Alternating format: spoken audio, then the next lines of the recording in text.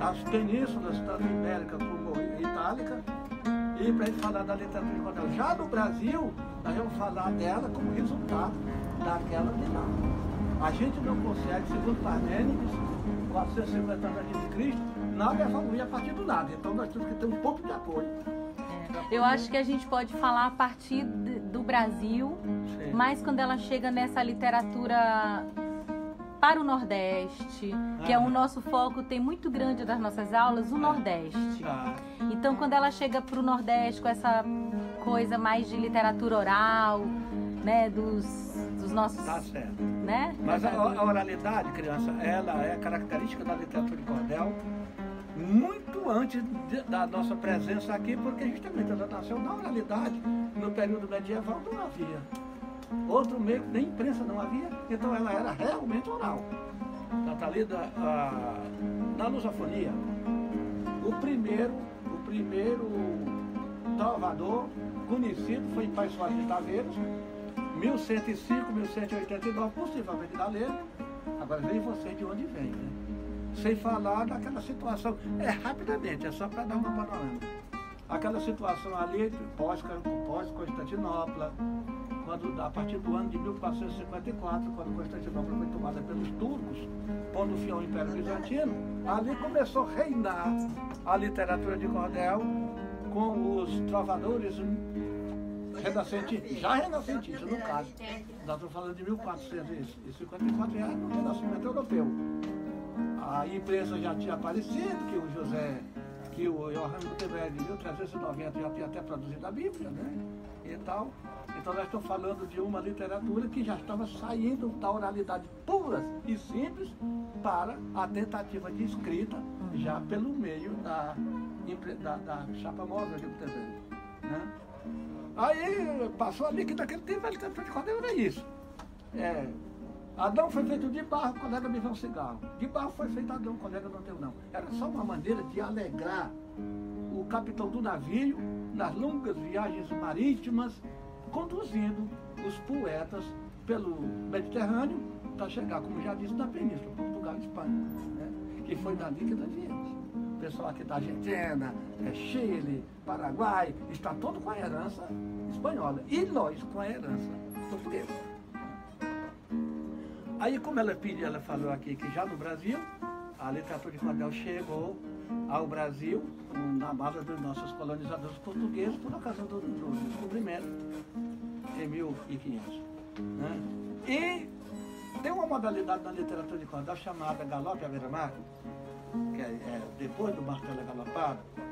A martelo galopado é a parte sublimada da literatura de cordel, o ponto mais elevado da literatura de cordel.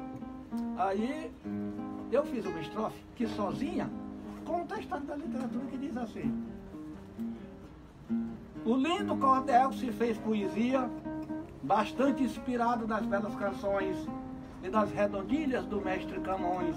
No embalo sonoro da lusofonia, chegou ao Brasil, na velha Bahia, e ali se instalou no estado menino.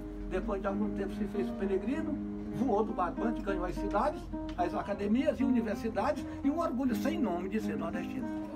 Foi muito bem. É uma estrofe que conta a literatura de cordel desde o nascimento dela em Portugal, né, baseado naturalmente aqui nas redondilhas de Camões, que o poeta que foi Camões, ele falar de redondilha só é até um absurdo, porque vai te dizer que o poema composto de 1208 oitavas foi construído o maior épico ocidental, chamado de Os Lusíadas.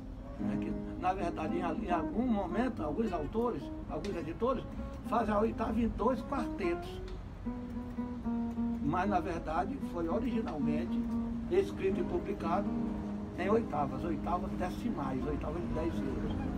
Aí chegou ao Brasil, como já disse, nessa estrofe, e o estado que disseminou com mais dificuldade a literatura de cordel foi realmente a Bahia, a própria Bahia, onde seria o polo, né? Mas não, os 9 estados do Nordeste foram agraciados e a Paraíba se tornou, por longo tempo, a capital mundial da literatura de cordel. Com representação? Representação estupenda. Pode entrar, atriz. com representação estupenda, como é o caso do Leandro Gomes de Barros, o nosso primeiro grande poeta da literatura de cordel. A literatura de cordel, na prática, começou com ele, em 1890, quando ele inaugurou pela primeira vez uma tipografia. Antes de se inaugurar uma tipografia, não há literatura, porque a literatura pressupõe letra, e não havendo letra não há literatura. Então, foi inaugurado realmente em 1890, quando Leandro Gomes de Barros instalou a primeira tipografia em Recife, naquele ano. Oh, meu Deus! Oh, meu Deus! Que não era para atrapalhar. Trouxe os males, que vocês conhecem muito bem, os males chamados de preconceito, discriminação, segregação, são males do progresso. Antigamente, antes disso, era tudo normal. Nós não vimos ainda há pouco. Né? No sertão eu peguei um cego mal criado, fui no machado, caiu, sangrei, quando eu tirei, regra de escala, espichei numa sala, puxei para um beco, depois dele seco, fiz dentro de uma mala. Quer dizer, numa carretilha que herdamos de quê? Do maior patrono de vocês, Gil Vicente, 1465, 1527. Aqui se tornou proibido porque acha que está ofendendo moralmente. Os dois poetas estão num duelo verbal. Eles não estão com negócio de ofensa ou não ofensa. Eles estão agradando uma plateia numa manifestação verbal, num duelo verbal. Bom, mas como ficou assim, depois do advento do progresso, né? Aí a gente tem que respeitar, não é mesmo? Aí a literatura de cordel chegou, conforme eu disse para vocês, a partir do quarteto, da redondilha menor. Da redondilha menor, que são estrofe de 4 versos de 7 sílabas, passou para a sextilha, normalmente, né? 4 versos de 7 sílabas, dê um exemplo para a gente. Eu vou dar a demonstração, por exemplo. O mergulhão, quando canta, enxaveia do pescoço, parece um cachorro velho quando está roendo o osso. Isso é uma redondilha maior, quer dizer, estrofe de 4 versos de 7 sílabas. E muito usado nos domínios da trova. A trova medieval, a trova que vem requintada e alcançou a perfeição em qualquer língua, principalmente nas línguas neolatinas, que é o caso da nossa especialidade. Nós somos, digamos assim, vamos dizer assim, mestres em qualquer língua neolatina, sânscrita e outras lá, a gente não se mete, porque nós somos latinos, aprendemos a partir do grego para o latim, do latim para o português, então nós somos. Temos a obrigação de dominar as línguas neolatinas e não as outras. Né? Aqui uma língua distante da nossa, uma língua eslava, né? Aí não tem nada que entrar na literatura de cordel, porque lá eles têm a literatura de cordel, mas com outros parâmetros. Aí, recordo ainda do tempo em que eu não sabia ler. Quando eu pensava que via, porém depois de aprender a ler, eu vi que não via, apenas pensava ver. Pois se meu pai lia um livro, depois que o livro abria, e se esse mesmo livro eu abria, mas não lia, não via, tinha somente a doce ilusão de ver. Mas a homem sem cultura de muito conhecimento, porque já tendo do berço inteligência e talento, causa assombro quando mostra a força do pensamento. O Gonçalo, por exemplo, é um homem de pouco estudo, mas pode com a palavra deixar um batalhão mudo, pois quando diz o que pensa, parece saber de tudo. Vocês observem que é a arte pura a partir da cestilha. Essa já é uma cestilha. Essa cestilha. É acrescido o quarteto, acrescido de mais 2 versos, né? Por exemplo, não tenho medo do homem nem do ronco que ele tem. O besouro também ronca, vai se ver, não é ninguém. Querem ver a transição? Meu avô tinha um ditado, meu pai dizia também, não tenho medo do homem, nem do ronco que ele tem, o besouro também ronca, vai se ver, não é ninguém. Você vê que a escala evolutiva se dá de maneira natural.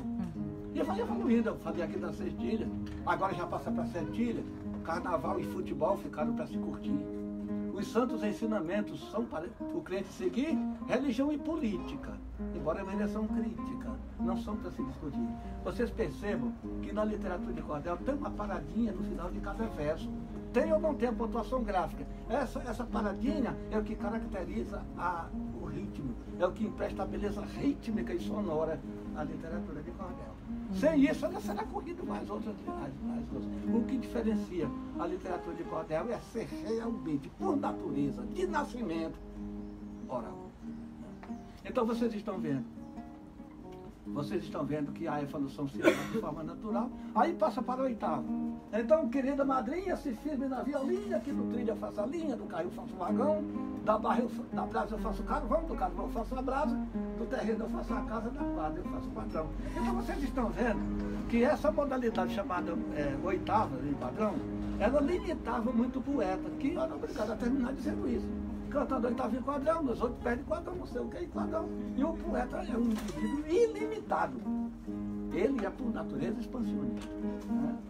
O que ele se eu produzo hoje, aí, Arquimedes, que está aí na de você, eu produzo Arquimedes, mas quando eu estou produzindo Arquimedes, eu salto no tempo e já produzo Pitágoras, 580 anos antes de Cristo, e vou circulando dentro da história da humanidade. Eu conto a história da humanidade desde os primeiros séculos da história da presença humana, a partir da escrita. O que nós determinamos como história e pré-história é isso, e pré-história a partir da escrita e história. Que as letras contaram a história. Né? E de onde veio para o senhor essa herança aí do cordel? Criança, eu sou um poeta universal. É porque eu abordo todos os temas da humanidade. Isso ficou claro quando eu lancei essa coleção Ciência e Verso de Cordel aí, nos Estados Unidos, na Biblioteca do Congresso Americano. Quando eu falei, né, com tradução simultânea para a língua portuguesa, eles disseram assim, o Gonçalo domina simplesmente tudo. Tudo que você imagina, ele domina. Então, eu sou um autor universal. E o que eu fiz com isso? Levei, como disse no começo, a literatura de cordel aos países lusófonos da África, principalmente Angola, São Tomé e Príncipe, Cabo Verde, aquela região. Eu levei a academia ao mundo e trouxe o mundo à academia. É um momento histórico que é a academia, por isso, porque os poetas de hoje não se comparam com aqueles de antes da academia. Mas o senhor lembra de quando era criança, você já gostava de poesia, você já declamava, já lia? A gente é muito difícil gostar de uma coisa que não existe, a não ser intuitivamente. Mas o meu pai já me levava para os duelos verbais, para as cantorias, um poeta do lado, outro do outro, e tal. Meu pai levava. Como ainda não existia a escrita propriamente dita na minha região, ali do Ceará, do Ipu, aí só via um cordel nos dias de feira, quando chegava um poeta, um vendedor de fora, com um tabuleiro, botava ali, a gente conhecia. E eu também não conhecia, porque não li ainda, por causa da idade, mas o meu pai lia. Nos ouvidinhos da noite, tem essa expressão, no Maranhão tem essa expressão, na boquinha da noite, tem. Então, nos ouvidinhos da noite, meu pai lia. Mas que ele pegasse do sono uma história, um pavão misterioso, uma história de Princesa Rosamunda, enfim, os grandes clássicos, que é outra história, parte da literatura de cordel, que é o romanceiro peninsular, a versão do romanceiro peninsular da literatura de cordel. A literatura de cordel passou a usar os períodos, né? O romanceiro peninsular, envolvendo as penínsulas Itálica e Ibérica, passou pelo ciclo do romance, do encantamento, chegou ao ciclo do gado, passou o ciclo do gado, chegou ao ciclo do cangaço, faço aí na minha produção, o ciclo do gado, né? E assim vem vindo, e agora é ciência. Agora é ciência pura. Eu estou aqui com Arquimedes, mas é só uma amostra, de resto aí o painel está cheio de folhetos abordando a temática ciência, né? Que é o que mais me caracteriza, mas o ponto mais forte meu, embora eu produza muito assim, folclore, como lendas do Brasil, olha só, reunidas aí num belíssimo livro chamado Brasiliano, está em tudo que é escola esse livro. E os paradidáticos meus que estão em todas as escolas também. Né? Esses aí.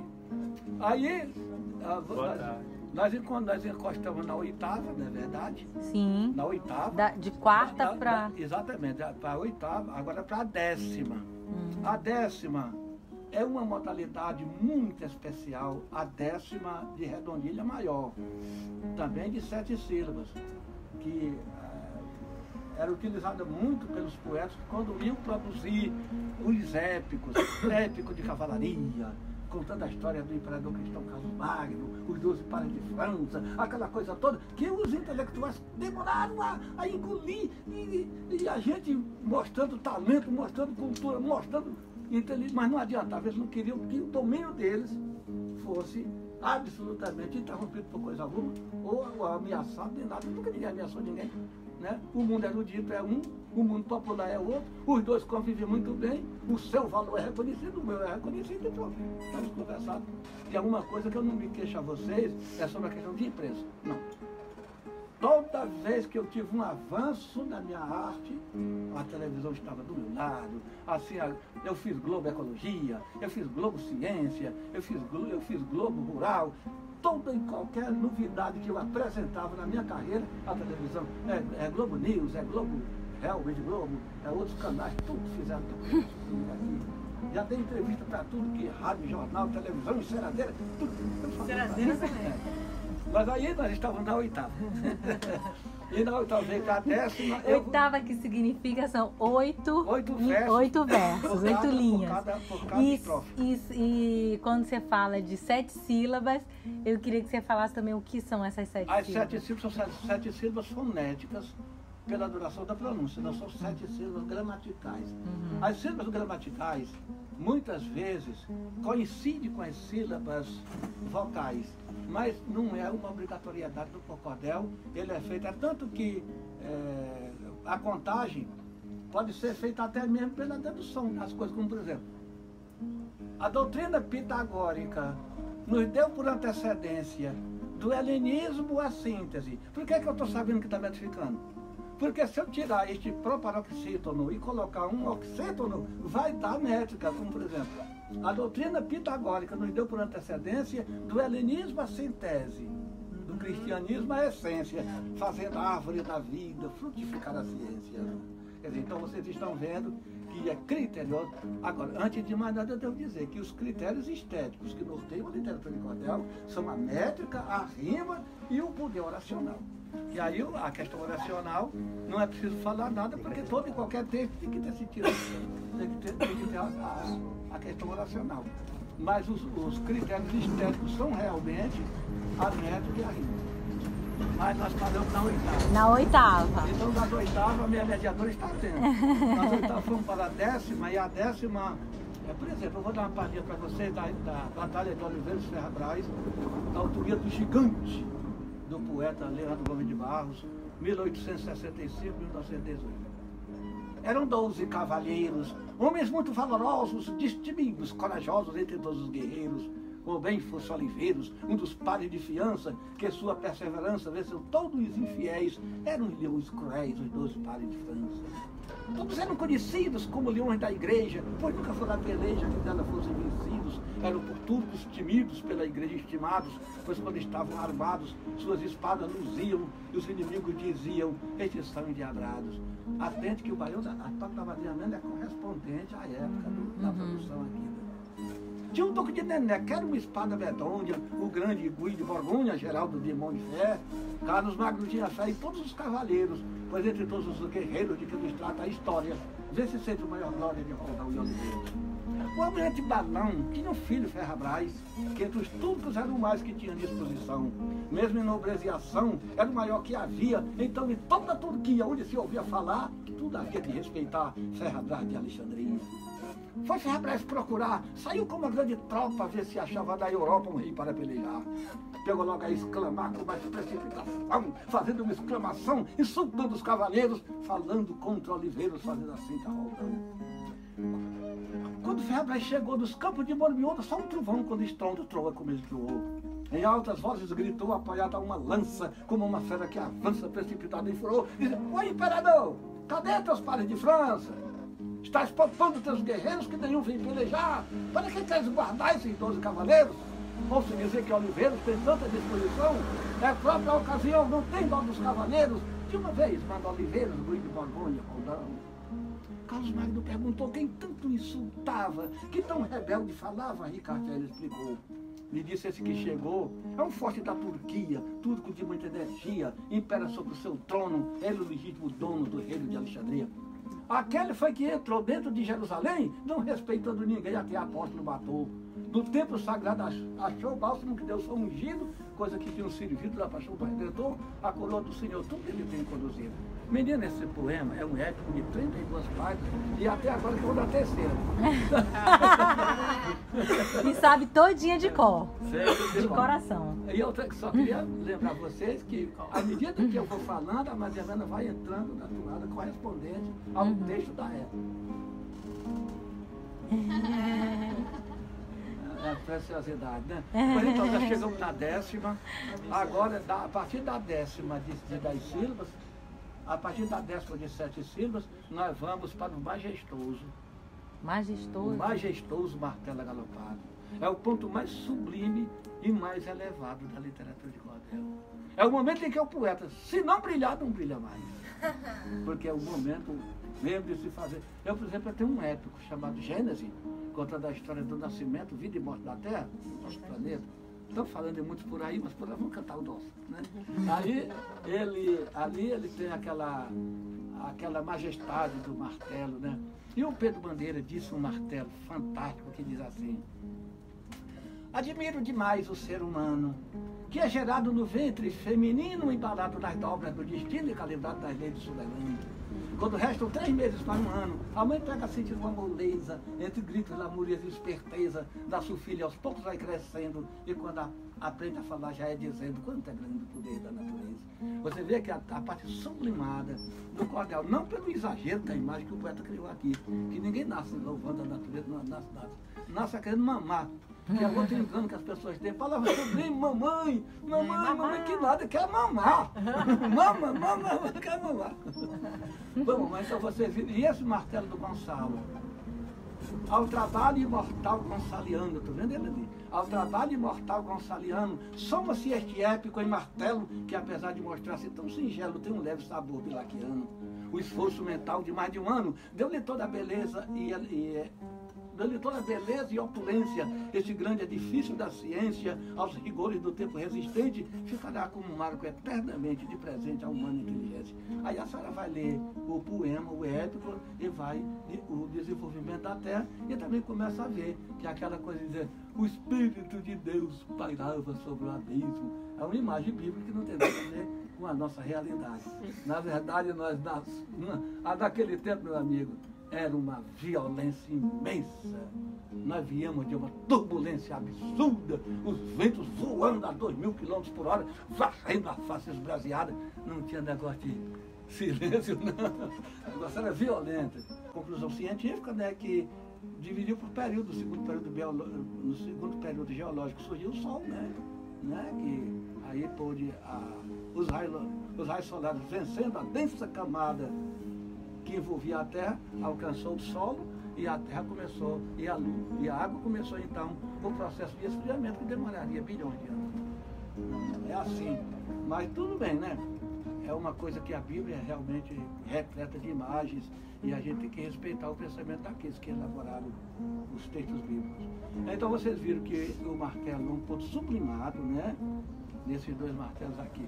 Depois, a literatura de cordel é tão incrível que o Galope à Beira-Mar, aquele que eu disse, aquele contando a história da literatura de cordel numa só estrofe, ele é tão incrível que quando passa para 11 sílabas, uma só sílaba a mais, já muda o ritmo de você declamar. Pega o peixe sardinha, o piramutabuara, iocó, o corongoiuba, tem o jamundá, jacundá, iguarajuba, tem o cação, que solta uma baba, tem o pilombeiro, que são piaba, tem o espadate, palei, pirá, tem o bergmania, socoré e macá, bacana, o brago de fita, o titureno, mero e mariquita, são peixes que eu quero pensar no mar. Vocês viram que o ritmo mudou totalmente por causa do acréscimo de uma sílaba. O acréscimo de uma sílaba provocou toda essa mudança rítmica da literatura de cordel, na parte que compreende o Galope à Beira-Mar, o Galope Alagoano, o Galope Alagoano, e são eles, então, deságua no Grande Alexandrino. Quando chega no Alexandrino, tanto usado na literatura de cordel como na literatura padrão, formal, né? A gente que nós estudamos todas, a gente tem autoridade para falar e para dar demonstração e tudo, né? Mas, na verdade, não há. Carlos Drummond de Andrade, com quem trabalhei 15 anos aqui na Rádio MEC, ele dizia, olha só como os versos são sutis. Ele dizia, não há poeta grande nem pequeno, só há poetas.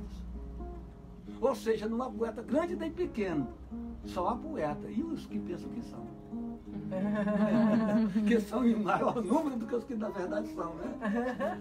Aí ele dizia, outra ocasião, nos corredores mesmo da Rádio MEC, estava ali junto ali o Carlos Drummond de Andrade, o Mário Lago, eu e a Raquel de Queiroz, quando ela disse assim, olha só, quando ela disse assim, escrever é um sacrifício. Aí se a pessoa é levada a, mas como é que pode ser? Ela é uma escritora bem sucedida, vive muito bem, fazendas em Quixadá, apartamento do Leblon, e como é que ela disse que escrever é um sacrifício? Por uma razão simples, porque ela disse que escrever é um sacro ofício, é um ofício divino. Agora, se o camarada, quando o mestre diz, os mestres dizem as coisas para nos dar a oportunidade da reflexão. O mestre não diz uma coisa para suscitar a questão, levantar dúvida, nem nada. Quando o mestre diz uma coisa, é para você entrar no mundo das cogitações filosóficas, da reflexão que ele quis dizer, e tal, e tal. Aí você usando a cabeça, né? Aí descobre o que, é que o mestre quis dizer. Normalmente diz coisa grande. Então ela quis dizer que escrever é um ofício sacro, um ofício divino. Mas como é que nós entendemos aqui na Terra? Normalmente, sacrifício, caramba, sua camisa. Não foi assim, entendeu? Sacrifício. Foi um sacro ofício. Agora, minha querida mediadora, espero que a senhora faça ou suscite aqui entre os seus pares mais perguntas. Isso aqui é bom, porque vocês percorreram, acompanharam o andamento todo, quase todas as modalidades. Eu dei um exemplo, não é isso? E agora vocês façam as perguntas que é mais, como diz um filósofo amigo meu, mais pertinente. O que é o cavalo, o martelo, o que são? Bom, justamente, o martelo agalopado, não tem jeito, a gente não volta à Europa. O martelo agalopado é uma modalidade criada pelo professor Jaime Pedro Martello, da Universidade de Bolonha. Bolonha, Itália, 1665, 1727. Ele nunca saiu daquela região do norte da Itália. E ali ele criou muitas modalidades para a literatura de cordel, entre elas o martelo agalopado. Só que naquele tempo, era chamado de as martelianas em homenagem ao próprio autor. Como era natural naquele tempo, o cara criava uma coisa e botava o seu nome. Na cidade de Constantinopla, que agora é Constantino, a biblioteca de Alexandria, por Alexandria, e assim por diante. O cara fazia uma coisa, batizava logo com o nome dele, entendeu? Então, o Jaime Pedro Martello criou o martelo agalopado, né, na Itália, como eu acabei de dizer, e colocou o nome de martelianas.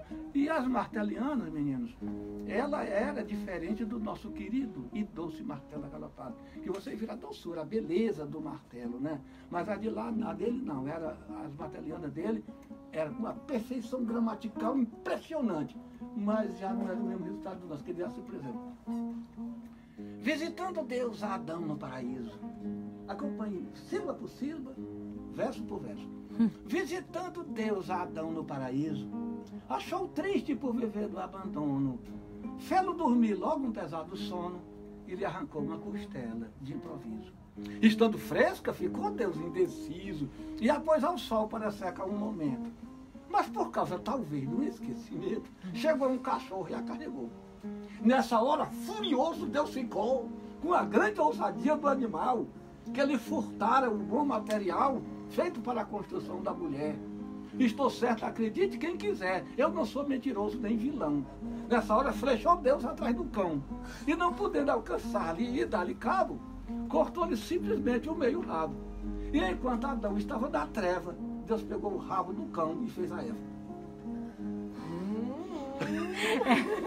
Essa é daquelas que não pode mais. Olha só, como era que sempre terminava as obras do professor Jaime Pedro Martello. Por mais essa é dele do Martello. Com a graça, né? E o senhor acha, o que é brasileiro? O que foi que, assim, existe uma contribuição brasileira nesse caldo todo, assim, especificamente brasileira? Evolução, né? Está aqui, criança. Vertentes e Evolução da Literatura de Cordel. Quando eu escrevi esse livro, para um ciclo de palestras que eu fiz na Universidade de Gama Filho, hoje credenciada pelo MEC, nenhum de vocês tinha nascido. Porque eu escrevi esse livro aqui para o ciclo de palestras em 1959. Né? Madrinha Mena já fez fundo musical para mim, naquele tempo quando eu fui apresentar esse livro na Universidade de Camafim. Só que Vertentes e Evolução da Literatura de Cordel conta a história da literatura de Cordel desde os momentos mais remotos. É ali do período ainda do Renascimento, tá certo, mas muito antigo para a literatura de Cordel brasileira. Então isso aqui conta desse livro, conta. A pergunta da senhora alcançou o objetivo, não?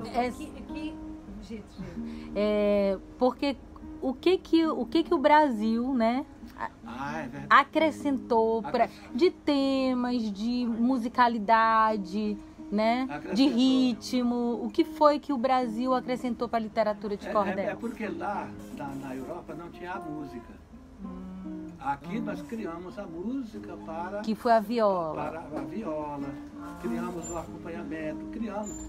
A Madre Mena agora está tocando uma toada de um moço chamado Valdemar Irene. Sim. Vou contar a história de uma moça e de um rapaz, daquele tempo dele, né? Então nós aqui colocamos música e nós aqui fomos os responsáveis pela evolução. Eu não já disse para vocês, do quarteto veio para a sextilha, do sextilha veio para a septilha, dali para o oitavo, dali para o morão, dali para o... Tudo isso é um diálogo com a música. Tudo isso em diálogo, não somente em diálogo, como na prova clara de que foi uma evolução nitidamente brasileira, nitidamente nossa. Mais perguntas? Eu não estou vendo você, mas tem gente para cá. Podem perguntar. Eu estou mostrando para vocês o conteúdo de uma palestra profissional. Porque eu não sei falar de outro jeito. Se eu estiver num palco, num auditório de uma grande instituição, é isso mesmo que eu vou falar. Não vou falar muito diferente disso, não. Apenas com a dinâmica, né? De ser uma palestra show. Só isso. Por que o Nordeste se é símbolo do cordel é símbolo do Nordeste? Por que Nordeste? É porque se tornou... Que terra foi essa que foi tão forte? É porque se tornou o ponto de resistência mais notável. Nenhum outro ponto de resistência teve a mesma grandiosidade do Nordeste. E ainda mais, que teve um ponto em que... Eu vou dizer para vocês aqui só uma passagem.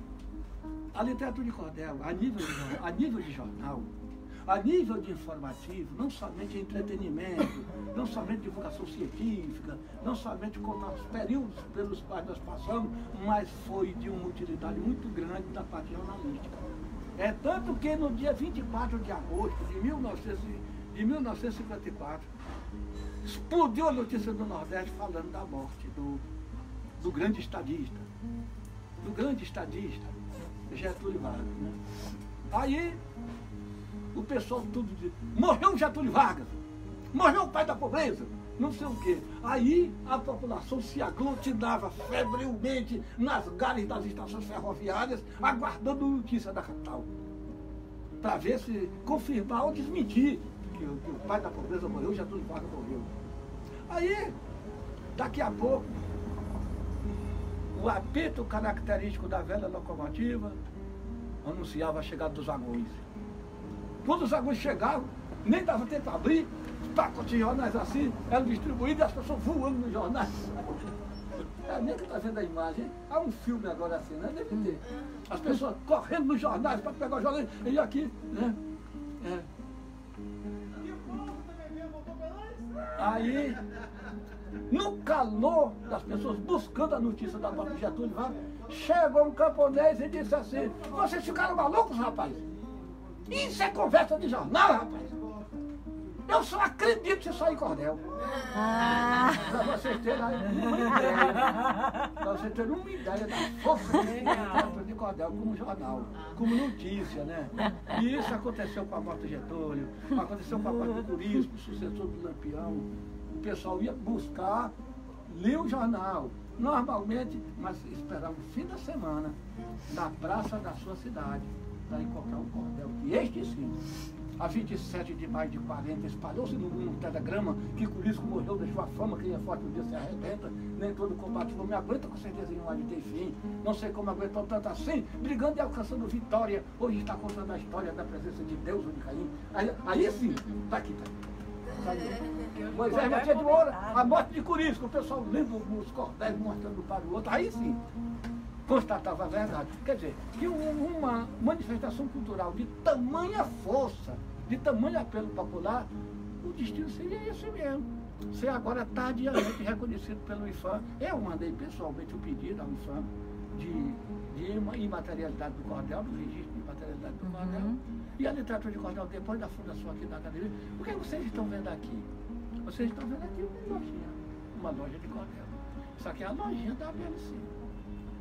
Porque a ABLC tem um acervo gigante e dependências pequenas, a gente nem disponibiliza as outras. Porque lá em cima tem centro de referência, tem centro de pesquisa, hemerografia, estoque e pequeno auditório para o quadro de acadêmicos. E as nossas plenárias não são realizadas aqui. São realizadas no prédio do Instituto Histórico e Geográfico da Federação das Academias de Letras do Brasil. Então, meninos, nós somos muita camisa, mas vocês podem bem fazer mais perguntas, porque eu vou, depois, quando for para no final, eu vou mandar uma mensagem para vocês. Quem faz mais perguntas para ele finalizar? Eu queria saber um pouquinho da madrinha que ela te acompanha no A madrinha Mena, ela é tão fundamental que ela simplesmente fundou a academia. E quando ela fundou a academia, fundou num tabuleiro de feira de São Cristóvão. Na feira, chamada de Feira dos Paraíbas, Feira dos Nordestinos, enfim, que hoje é diferente, né? No tempo que eu fui na feira a primeira vez, na Feira de São Cristóvão. Ela fundou a Fazia academia. muito tempo, eu tinha meus 3 filhos, o outro ia fazer 1 ano. Aí o Gonçalo me chamou para ir para a feira, mas ele doido para me ir para minhas feiras dos Paraíba, que é a gente, né? Quando eu cheguei lá, eu já conhecia o cordel do João Batista. Do Joaquim Batista de Serra. Aí quando Era o pessoal que pode não olhei existir. uma banca muito colorido, cheio de cordel colorido, bonito pra caramba. Isso aqui então é verdade, a Polônia. A Polônia já conheceu a Polônia.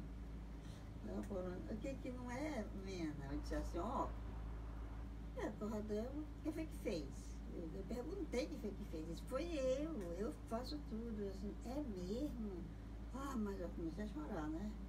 Porque eu vi o Valdemar Irene, a entrega do Gastão do Gato, tudo cordel. Chegando lá comigo. Aí ele olhou para mim, Mena, o seu marido também escreve. Eu disse, quem? O seu marido escreve. Ela não sabia. Ele não escreve. Nós casamos, Ele mas já eu não recebe dizia. carta. Mas ela achou que era aqui, dentro das cartas. As cartas. O senhor poeta Gonçalo Ferreira da Silva, ela mal Aí ela disse assim, vai. Você escreve? O Gonçalo disse assim, escreve. Eu disse, poxa, nunca me disse. Ele disse, você também não me perguntou? Mas o que é cordel? Eu morrendo não entendi de nada. Quem chega do Nordeste, chega desorientado, tonto. sem saber o que era, né? As coisas que tudo é diferente, né? Até os teus cordel é diferente. Antigamente era assim, tudo preto com branco. Aí meu pai levava daqui pro Rio pra gente, via, né? Aí quando eu vi o Joaquim Batista dizendo, meu Deus, foi uma confusão na minha cabeça. Eu não sei nem como é que eu falo. Foi assim. Ele de parar de escrever, estava sendo rodeado de gente vendendo medicamento de raiz. A senhora vai Raiz, né? Aí eu disse, esse homem aí não é estranho. Eu olhei para ele assim e disse, esse homem não é estranho, mas nunca tinha visto ele, né? Aí eu Gonçalo, não, Mena, pois eu conheço, assim, quem é, não vou falar não. Aí eu achei que eu vou lá falar com ele. Eu vou falar, filho aqui, eu vou passar a falar com ele. Aí o Gonçalo, não vai falar com ele não, sabe quem é ele? Sim. É Joaquim Batista de Serra. Menino, mas eu chorei aqui no país, que vergonha, mas não assim. Aí eu cheguei lá dentro, eu disse, gente, dá licença aqui, dá licença aqui. Aí eu disse assim, o moço, o senhor vai me dizer se é verdade ou se é mentira. O senhor é poeta? Ele disse, sim, sou, com aquela voz muito alta, né? Aí eu disse, você escreveu o Manuel Machado? Foi você que escreveu? Pois não, foi não. E eu teimando com ele e gostei. Eu não sabia que ele escrevia, mas ele disse que escrevia, ele disse um pedaço, não. que o Joaquim Batista de Sena morreu. Não, é porque morreu a personagem da Ele disse, trama. não, Mas a morreu Maria Helena personagem. associou que fosse. Acho que personagem é ele. Boa tarde. Boa tarde, gente. Tudo Boa bom? tarde. Tudo. Como Aí está, eu paizão? disse Boa assim, tarde. Boa tarde. Tá fazendo... Você não tem esse cordel não? Eu disse, não, nem esse, nem o Joãozinho mais de Venha. cima. Aí ele me deu os cordel. Aí eu disse, agora você vai embora com nós. Vai lá pra minha casa agora. Né? Ela tá tão velha. A Maria Mena trouxe ele para casa. Trouxe ele lá para morar no médico. Já pertinho de morrer. Eu sofri muito para fundar essa academia. Eu nem sabia, eu queria vender. Eu queria vender livro. Queria. Eu sou apaixonada. Eu tenho minha missão de vender livro. Aí ele disse assim, então eu vou com vocês. Vamos lá. Aí eu fui para casa pegar 2 ônibus. 4 ônibus. 2 para ir, 2 para voltar. Nós acordávamos 3 horas da madrugada. 3 horas da madrugada para sair e pegar o ônibus 247 e atravessar e ir para o hospital, aquele hospitalzinho que tem no médico. Hospital Salgado Filho. Salgado Filho, aquela escadaria tudo, com bolsas pesadas nas costas. Aí eu disse, tudo bem. Aí comecei a trabalhar. Primeiro dia que eu fui. Quando foi, cheguei lá, que montei a barraca, paguei logo, mudei de casa e paguei tudo. Eu com aquela vontade de comer muito papel, para me saber se o moço escrevia mesmo, entendeu?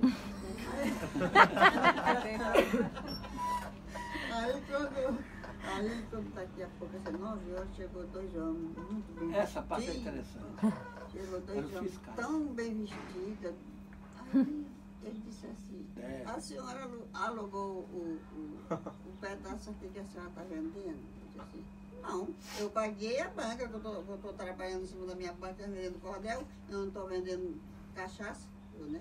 Estou vendendo Tem cultura, o autorização? senhor não estudou não? Eu fui lá botando você fora, né? Eu conheci que ali tinha alguma coisa estranha, né? Quando eu passo aqueles vagões de terno e gravata, eu disse assim, agora o senhor vai falar o que é que eu tenho que fazer. A senhora é camelô. Eu disse, eu nunca fui camelô, não sei o que é camelô. Nós cheguei no Ceará, moço, eu não sei o que é camelô. Eu conheci ele. Aí ele disse, não, se você quer trabalhar, você tem que ter um documento na mão para autorização. Aí eu disse assim, não. Aí eu disse, e se eu não achar? O senhor vai fazer o que comigo? Eu vou aprender os livros de vocês, seu dia, ou seja, eu disse, tá bom, então pode me prender. Aí ele disse, não, vou lhe dar uma chance. Eu tive tanta raiva que parece que meu coração subiu na cabeça. Ele disse assim, domingo, quando a senhora vier, a senhora promete para mim que vai dar algum documento? Né? Eu fiquei, trago. É para você saber. Falei para poder me salvar, certo? Trago. Você vê livro dele. Aí a menina me deu uma dor de cabeça tão grande, eu fui uma pessoa fraca, tinha deixado da feira. Eu fiquei lá até 3 horas da tarde. Quando eu cheguei, 3 horas da tarde, quando eu cheguei em casa, 4 horas da tarde, com aquelas bolsas pesadas. Fica para uma próxima. Aí, Valeu, colega. aí pronto, aí quando eu Valeu. cheguei em casa, seu Gonçalo, Não sei o que é. eu estou morrendo de dor de cabeça. Eu não estou aguentando mais, Gonçalo. Me levaram em nome de camelô. O que é camelô, Gonçalo? É uma expressão Aí o Gonçalo francesa. disse assim, aí eu disse assim, Gonçalo, eu estou com raiva porque eu não estava vendendo cachaça, eu estava vendendo a cultura. Eu falei para ele. Ele disse, se não tiver documento, domingo não posso trabalhar. Aí eu, e o que eu vou fazer, Gonçalo? Agora, Gonçalo, peraí, meu.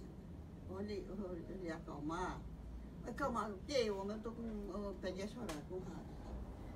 Aquele desgosto, eu estava contente, mas não caí. Aí o Gonçalo disse, Mena, você vai levar uma carteira minha, que eu tenho aqui, para ver se não servia, homem de Deus. Oh, meu Deus, oh, Deus meu. Uma carteira que tem 2, eu guardei todas as 2, está tudo guardadinho. Aí o Gonçalo disse assim, aí quando foi domingo, o Gonçalo foi comigo, e disse, Gonçalo, você vai ficar até 9 horas me esperando. Ele viu. Aí o Gonçalo, não, você fica aí, resolve os seus problemas. Mostra a carteira aí. Mostra a carteira aí, acabou. Acabou. Aí, quando foi 9 horas mesmo, Tá. ele já foi embora. Pô, nosso menino. Ele disse assim, outra vez, bom dia. Eu disse, bom dia até a hora que vocês não chegaram. Agora acabou com tudo, eu, né?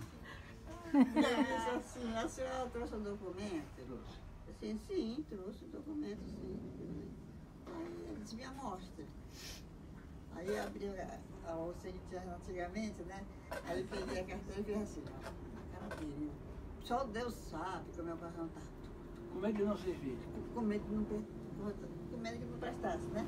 Aí quando ele olhou a carteira, ficou cochichando um para o outro. E o meu sangue estava pegando fogo. Ai, eu disse, meu Deus, eu tô morrendo. Ô moço, serve ou não serve essa porcaria dessa carteira? Diga logo, Olhe, a senhora me perdoa. Eu perdoar quem? Perdoar você por quê? Que o senhor me chamou de camelô. Né? Disse que vai levar meus livros, vai me prender. Né? Aí ele disse, não, a senhora não vai emprestar esse documento para ninguém. Eu não emprestei para você? Né? Eu não vou mostrar para os outros. Não mostra mais para ninguém. Aí ele disse, não, essa aqui é grande, esse documento. Aí eu disse, quer dizer que eu posso ficar trabalhando? Pode, mas não amostra mais para ninguém. Aí eu fiquei, respirei, fiquei tão aliviada, menina, que aquela coisa tão boa, assim, graças a Deus. Aí daqui a pouco chegou um homem e disse assim, a senhora tirou o documento para trabalhar aqui? Tirei, sim, mas não posso mostrar para ninguém. Eu não posso mostrar para ninguém, porque o fiscal vai vir aqui e disse que não mostra para ninguém. Aí ele disse, mas por que não pode? Porque a minha carteira é maior do que vocês. Aí todo mundo calou a boca e todo mundo bateu palma para mim. Aí eu fiquei, mas eu sofri da carteira, rapaz. Mas agora me dê licença também fazer uma salva aqui. Esse documento, essa carteira, era a minha carteira funcional. A minha carteira de funcional da Rádio MEC. Quando só começou. Não era grandes coisas. E agora, a história da Madrinha Mena, fora essa carteira funcional, que ela agora guarda com todo carinho, eu já parei de trabalhar em 1999, mas Madrinha, eu tinha carteira guardada. Qualquer coisa, né? A minha carteira funcional da Rádio MEC. Aí a história da Madrinha é o seguinte, em 1986, ela ficava na banca e eu já era um orador relativamente conhecido nos meios culturais, assim, do tipo era eu, o Carlos Lacerda, o Pedro Calvon, os oradores da época. Aí eu saía para fazer conferência ou palestra, mas a Madrinha Mena ficava no tabuleiro dela ali. E em 1986 nós inauguramos em Ceilândia, em Brasília, o Palácio da Poesia. E naquele tempo tinha o poeta Rodolfo Coelho Cavalcante, na Bahia, ele era de Alagoas, mas era radicado na Bahia, e tinha um forte domínio sobre os outros poetas, criou imprensa no Brasil poética, a Ordem dos Brasileiros da Literatura Cordial e instituições e tal. Aí lá mesmo o Rodolfo disse assim, olha só, eu vou sugerir ao presidente, na época o José Sarney, para dar para a Madrinha Mena o título de Madrinha dos Poetas do Brasil. Que é isso que ela tem hoje em dia, é o diploma dela, né? Aí o presidente José Sarney, imediatamente, que ele estava no Congresso, na solenidade de fundação, de inauguração do Palácio da Poesia, e na hora mesmo ele passou o diploma para me entregar para ela e tudo mais. Então, quando se fala da Madrinha Mena, aí está falando de um diploma que ela adquiriu anteriormente na fundação da Academia. A Academia é de 1988 e o diploma dela foi concedido pelo então presidente José Sarney em 1986. Então a Madrinha Mena tem uma história longa. Que bonito. Assim porque eu me dediquei às letras, de pensar da Universidade Católica, me perdi do mundo das letras, já não saí mais, aí aparecem essas coisas. Mas Madrinha Mena, sinceramente, ainda hoje, eu fico comovido, porque ela interpretava os poetas como algo da fantasia, dos contadores de história, de reino encantado, mas que o poeta da realidade não existia na cabeça dela. Então, quando ela disse, mas Joaquim, 1 milhão de capetas, como pode? Você não morreu? O Joaquim disse, não, quem morreu foi minha personagem, eu matei minha personagem. Mas não foi eu que morri. Aí foi que ela começou aos poucos a entender isso. Mas eu vou então terminar com vocês, dando uma mensagem para vocês, inclusive para vocês do teatro. Pronto, aqui mesmo. Uma coisa, meninos, é você declamar um poema. Outra coisa é você declamar trechos desse poema. é mais difícil. Porque tumultua um pouco para você caçar o próximo momento mais significativo lá na frente. E tal. Eu vou falar para vocês aqui Arquimedes, que eu sei que todos os estudantes conhecem Arquimedes. Mas dita em cordel, como disseram os meninos lá na UFRJ, e quem não conhece essa passagem de Arquimedes, mas dita em cordel ficou outra coisa. Lá disseram isso. Então essa passagem eu vou citar para vocês. Disse Arquimedes enquanto fazia inventivo traço, com uma alavanca e um ponto de apoio no espaço, posso suspender o mundo com leve mover do braço. Uma nau que nem 1000 homens conseguiu deslocar, um sozinho e sem esforço, afeitou-se ao deslizar, pela genialidade do cientista sem par. Eram tão rudimentares os instrumentos que usou, troncos toscos de madeira que o rei vencido indagou. Arquimedes, por acaso, o senhor não se enganou. Olhando contemplativo os olhos do soberano, o gênio mais avançado que deu no gênero humano, disse: Senhor, não existe qualquer vestígio de engano. Vós mesmo, disse Arquimedes, podeis assumir o posto e deslocar o navio, que não terei o desgosto de ver uma única gota de suor no vosso rosto. O rei, humilde e servil, moveu lentamente o braço, e para assombro geral, inclinando o espinhaço, a nau se moveu no tempo espantosamente escasso. Gritos de triunfo ouviu-se da imensa multidão, a mesma que há bem pouco conteve a respiração, aguardando o pessimista o desfecho da missão. Alguns o chamavam bruxo, feiticeiro, genial, mas adjetivo algum de fonte material daria dimensão àquele enviado especial. Triste notícia espalhou-se no meio siracusano, morreu Arquimedes vítima de um furor desumano, cruelmente assassinado por um soldado romano. Marcelo sinceramente lamentou o triste fato, chamando de abominável o cruel assassinato, sepultou o cientista com o mais solene aparato. Pelo mundo respeitado, admirado, benquisto, morreu o gênio Arquimedes, de talento nunca visto, 212 anos antes da vida do Cristo. Obrigado. Não é mesmo? Dito em cordel fica outra coisa, né? Dito no cordel atual. Aí dá para acreditar. E a mensagem que eu vou transmitir para vocês no final, depois você pode comprar cordel à vontade, custa R$2 cada apenas. Esse livro custa 15, e a história da literatura de cordel é a palestra. Esse livro é a palestra. É o dicionário, né? Sem cordel histórico. Deixa eu terminar a mensagem. Vai subir. Eu escrevi um cordel para o Dia Nacional do Livro, a pedido da Federação das Academias de Letras do Brasil, então o presidente F. Silva Nobre, acadêmico F. Silva Nobre, se Gonçalo escreve um cordel para você ler no Dia Nacional do Livro, né, que é muito interessante. Aí eu fiz esse folheto e no Dia Nacional do Livro, lá na Federação das Academias, eu vou dizer o início para vocês. Dedico ao Senhor meu livro, eterno e sincero amor. Ele me ensina em silêncio, sem ar de superior. Você, meu fraterno amigo, antes de dormir eu digo, vou guardar meu professor. Confidente verdadeiro, companheiro e aliado, portanto, querido livro, eternamente obrigado, pois fraternalmente mudo, o Senhor me ensina tudo, humildemente calado. Arquivo de intimidades, canal de sabedoria, farol de conhecimentos, inspirador, mestre e guia, que mostra em poucos instantes o que há 2 minutos antes o seu leitor não sabia. Obrigado, Senhor Livro, pelo seu grande valor. Só com mestre em carne e osso não se chega a ser doutor. Mesmo depois de formados, nós somos sempre obrigados a consultar o Senhor. Como Confúcio, o Senhor faz bem sem olhar a quem e sem esperar jamais recompensa de ninguém. O título com 1000 louvores de professor dos doutores ao Senhor cai muito bem.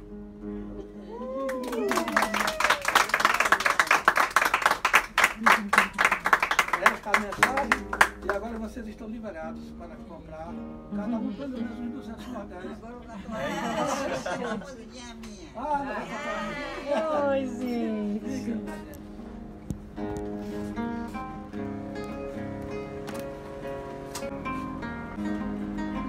Ela foi embora, me abandonou, me deixou sozinha nessa solidão. Ela foi embora,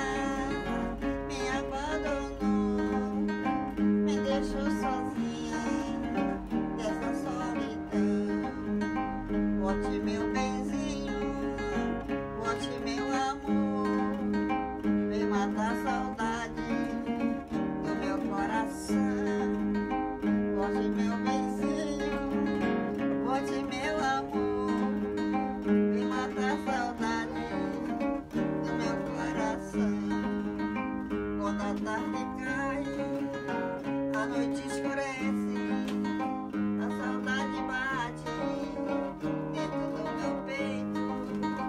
Quando a tarde cai, a noite escurece, a saudade bate dentro do meu peito. Quando me deito para adormecer, não pego no sono, pensando em você. Quando me deito para adormecer, não pego no sono, pensando em você.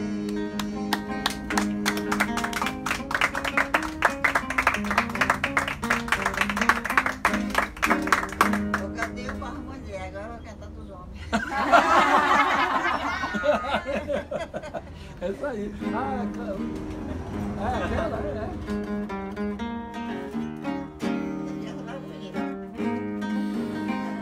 Você já chorou, eu também já chorei. Quem é que não chora pelo um grande amor? Ele foi embora, não me disse nada, me deixou aqui sozinho nessa solidão. Tristeza vai, vai, vai, tristeza vai. Eu só quero alegria dentro do meu coração. Tristeza vai, vai, vai, tristeza vai. Eu só quero alegria dentro do meu coração. Eu te dei amor, eu te dei carinho, eu te dei uma rosa, tu me deste espinho. Vamos dançar devagarzinho, vamos dançar lá no meu jardim. Tristeza vai, vai, vai, tristeza vai. Cadê o amor que foi embora e não voltou?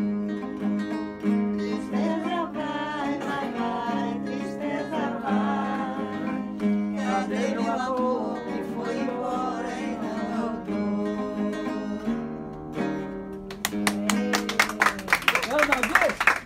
Eu fiz uma palestra na Universidade de Assis, agora recentemente, quando eu fui inaugurar uma cordioteca também lá em como é o nome? O nome da cidade? A palestra foi em Assis e a cordioteca foi na cidade de São Paulo, estou esquecendo agora o nome. No momento. Mas ela cantou depois da palestra, rapaz, ela arrancou lágrimas. Um pedacinho da pan... Meu amor, há quanto tempo que eu sou um sofredor. Porém hoje eu tive um sonho que me fez sorrir na dor. Nele você me falava suave frase de amor. Receba minha querida, mais sincera amizade. De quem dormindo sonhou que o sonho fosse verdade. Depois acordou sonhando com tanta felicidade. O que eu sinto por você não diz tudo numa canção. A razão da minha existência, a luz da minha inspiração, estrela da minha vida, o calor do meu coração. Da inspiração mais pura, não arco menos um dia. Porque cordel é cultura, nasce a nossa academia, o céu da literatura, a casa da poesia.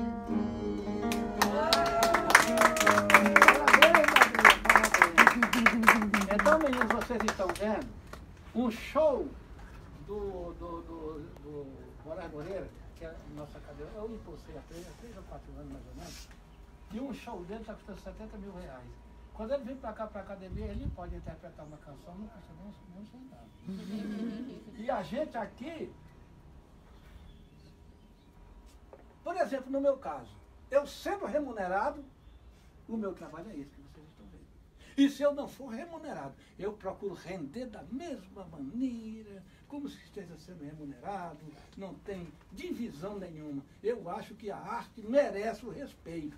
E a gente tem o maior respeito pela arte. Então, eu não vou dizer para não, mas é aqui umas coisinhas, porque também nós somos amigos e tal, não.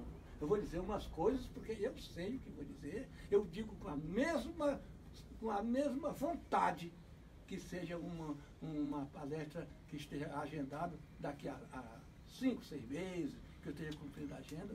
Eu tenho o mesmo prazer, a mesma satisfação de falar para vocês. Acredito que o nosso encontro de hoje não vai parar aqui, que a gente vai se encontrar mais vezes. Acredito no talento de cada um de vocês. Conheço muitos atores, porque convivi com eles, né? Conheço muitos gênios, porque convivi com eles. E quando eu fiz 80 anos pela primeira vez, saiu um livro meu com esse nome, Gonçalo no Rastro dos Gênios. Foi um livro editado pela editora IBEP de Fortaleza. É um livro muito bom, com 20 pensadores e mais a minha opinião sobre eles, sobre a literatura e sobre o momento que nós estamos vivendo aqui agora. Esse momento aqui eu vivo sempre. Nas universidades do Brasil, fora do Brasil. Fiz muitas palestras em países sempre, como já disse para vocês, de língua neolatina, porque são as línguas que eu domino. Não adianta eu querer fazer uma palestra de uma língua eslava, ou escandinava, ou sânscrita, se não é o que eu domino. E também o que a gente diz não é a mesma coisa que vão ouvir. Não vão ouvir em língua portuguesa, considerada ainda uma língua tipo, não pouco acadêmica, né? E não é a mesma coisa. Então a gente tem o maior prazer de preservar a nossa cultura e a nossa língua como instrumento de trabalho. Os brasileiros, o nosso ilustrador mais comum é o Lima Verde, Rafael Lima Verde, de Fortaleza, da editora IMED, que, por exemplo, tem um livro aí chamado Brasiliana, Lenda do Brasil Universo de Cordel. Esse livro está na grade para o pessoal do Fundamental. Vocês, né, são produtores de vocês mesmos. Vocês é que vendem o trabalho, vocês é que vão fazer tudo isso. Porque, por exemplo, no caso da editora, eu sou autor contratado para a produção de ciência. Sim. Né? Produção de livro em ciência. Ele faz outro livro, esse brasiliano também que fez, e é folclore brasileiro. Mas quando eu fui contratado mesmo por causa da produção científica. Sim. Mas é claro que eu escrevo cangaço, escrevo lendas, escrevo romance, escrevo muitas outras coisas. Acabei de fazer um trabalho para a Amsterdam Sauer, acabei de fazer um trabalho para Touro sem U, lá para a Itália. Recebi o pagamento diretamente de Turim, porque lá é a sede da empresa de automóvel. E fiz agora isso para a Cristalândia. A gente está fazendo folhetos por encomenda por uma razão simples como H2O, a crise. A crise faz a gente... Por encomenda. É a nossa crise com teatro também. Quanto mais crise, mais frio, né?